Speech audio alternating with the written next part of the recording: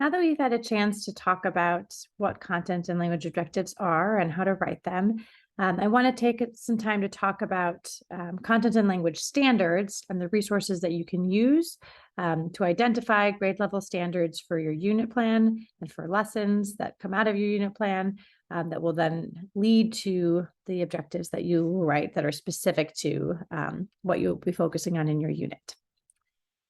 All right, so let's begin with content standards. So I imagine that most of you are familiar with the range of resources that exist for supporting your content standards. If you live in Rhode Island, you have specific standards for this state that you should be drawing upon for your content planning in your particular grade level and content area. So Rhode Island, take a look in a moment at some examples here, but Rhode Island has developed its own set of core standards for English language arts and literacy and for mathematics that are largely based on the Common Core state standards. If you don't live in Rhode Island, Common Core state standards are what are used in many states for standards for literacy or English language arts and for math. So that's where you want to go to find those standards or look for what's particular to your state. Rhode Island uses the Next Generation Science Standards for science, which is a set of standards that, again, is used across many different states. And then there's a fairly recently released Rhode Island grade span expectations for social studies. So all of this can be found on the Rhode Island Department of Education website, which I can show you here. So if you go to ride.ri.gov, you'll find instruction and assessment, and you can find all of the content standards listed here. Literacy, there's early childhood standards. So you want to find the ones that relate to the grade level that you teach and the specific content topic or topics that you want to focus on for this unit. And you can download the PDFs by clicking on them and find the whole set of standards and the different grade level that it corresponds to.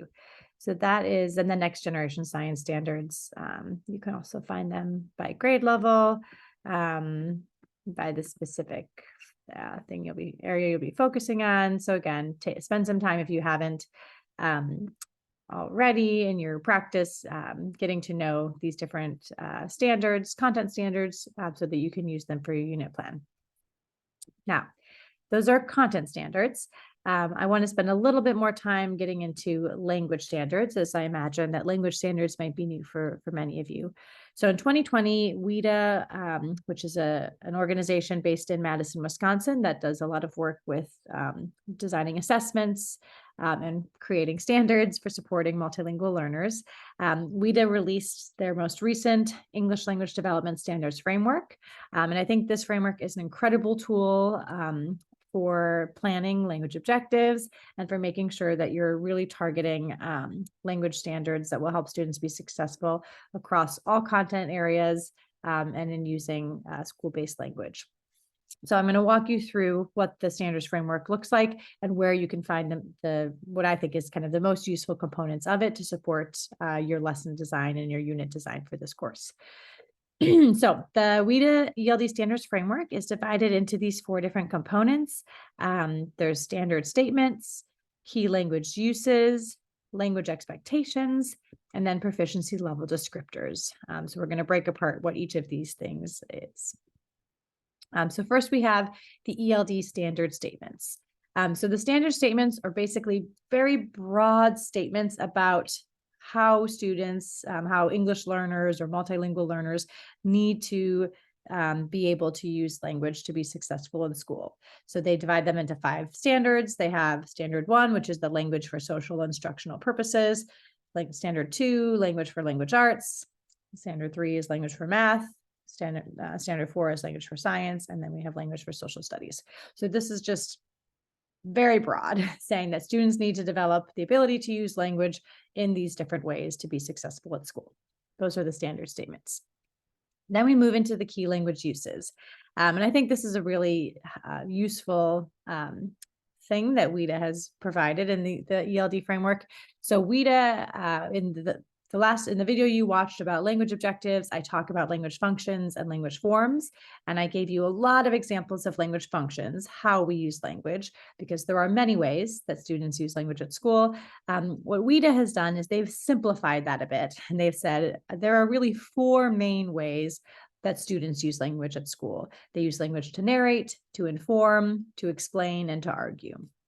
And yes, there may be some, and I would argue there are other functions of language, but it's true that these are the 4 main ways. And so they've decided to simplify the standards. They will focus on these 4 key language uses for all of the language standards that are included in this framework. So you'll see them, these 4 language uses included for every grade level, and as you move across different content areas. All right, so language expectations is where we really get into the meat of the standards. And I'll show you this in a moment in the standards booklet itself. But here we see an example of a grades 2 to 3 WIDA ELD standard. Narrate is the key language use. You see that the standard statement is that we're focusing on language for language arts. And up here at the top, we have the language standard itself. So in this purple box, that is the language standard. Multilingual learners will, and then they give standards that are interpretive, which is focused on listening and reading, and standards that are expressive, which is focusing on writing and speaking. So kind of receptive language or interpretive language, and expressive or productive language. And they have this for every standard. So here we have the language standards. Down below, we have a wonderful resource, which is the language functions are listed, and some sample forms. So some specific language forms that you might use for a language objective. So if you were trying to identify a language standard for your grade level for language arts that focuses on narration, you could come here and see one of the standards that 2nd and 3rd graders should be working toward is multilingual learners will construct language arts narratives that develop story with time and event sequences, complication, resolution, or ending. So here I've written that out as the language standard, and this is how you would include it in your unit plan. Now, that's great. We have the language standard, but this also helps us write a language objective.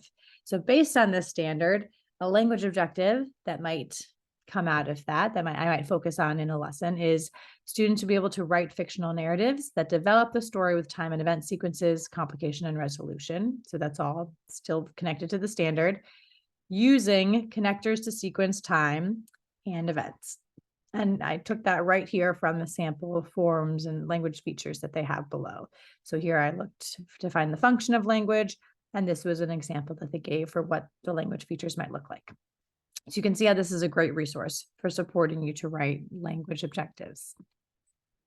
And the last component of WIDA are the proficiency level descriptors, or of the WIDA framework. We're not going to get into this too much for this week, although later on in the course we'll talk about differentiating. But essentially, the proficiency level descriptors show what a student should be able to do, a multilingual learner should be able to do for each grade level at the different stage of second language acquisition that student is at. And they divide it into discourse level language, sentence level language, and word and phrase level. And so this is just a great resource when you're differentiating to think about what a student who's at the end of level 2 might be able to produce in terms of their writing or their speaking versus a student who's at the end of level 5. So again, this is just a good tool for differentiating. And it does align very nicely with that metaphor that I talked about in the previous video, bricks and the mortar, bringing everything together, and then our discourse level feature. All right, so that is, actually, before we leave here, let me just show you what this looks like. So when you go into the WIDA document or the WIDA framework, there's a lot of introduction, and I do recommend, if it's the first time you've ever seen this, that you do read through it or at least skim through to get a sense for how the standards are structured. And it's very similar to kind of the overview I just presented. But then spend some time looking at a specific set of standards that are connected to your grade level. So we're going to scroll ahead here and get to, let's go to first grade. And so here you see those 4 key language uses, which are the same for all grades. And you can just spend some time getting to know the standards. So here, the standards are listed just in their green boxes, and you see them divided into the 4 key uses of language. And then we get into some examples here of narrate, language arts, grade 1. Here we have inform for language arts, inform for math. And you'll see the specific standard here that students might be able to describe a concept or entity. So construct a mathematical informational text that describes a concept or entity, and some examples of what that language might look like. So spend some time engaging with this resource, getting to know it a little bit, because you'll be using it as you start to put together your language standards. And I do think it's a really helpful resource for writing your language objectives as well. And that's it for now.